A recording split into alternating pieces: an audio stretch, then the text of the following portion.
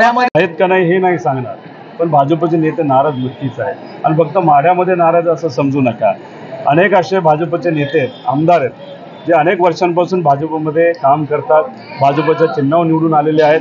त्यांच्या सगळ्यांची अपेक्षा होती की त्यांना मंत्रिपद मिळेल, पण त्यांना मंत्रिपद न मिळता इम्पोर्ट केलेले, ज्यांच्यावर भाजपनेच भ्रष्टाचाराचे आरोप केले अशा नेत्यांना मंत्रिपद मिळाले। त्याच्याचबरोबर राज्यसभेचं खासदारकी सुद्धा तिथं मिळालेली आहे। त्यामुळे महाराष्ट्रामध्ये भाजपचे अनेक असे नेते आहेत जे भाजपला प्रामाणिक होते, पण आज ते त्यांच्यावर नाराज आहेत। फक्त माढ्यापुरतं नाही तर अख्ख्या महाराष्ट्रामध्ये ही परिस्थिती आहे। लोकसभा एकदा होऊ द्या, विधानसभेला मजा बघा बीजेपीची।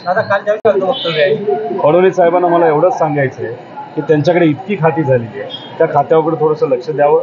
त्यांच्याकडे होम मिनिस्टरशिप आहे आणि आज महाराष्ट्रामध्ये जर आपण सामान्य लोकांवर जो अन्याय होतो त्याचं प्रमाण जर बघितलं तर उत्तर प्रदेश आणि बिहारपेक्षा कितीतरी जास्त आहे। त्याच्याचबरोबर आज लाईटचा प्रश्न खूप मोठा आहे, हेही खातं त्यांच्याकडे आहे।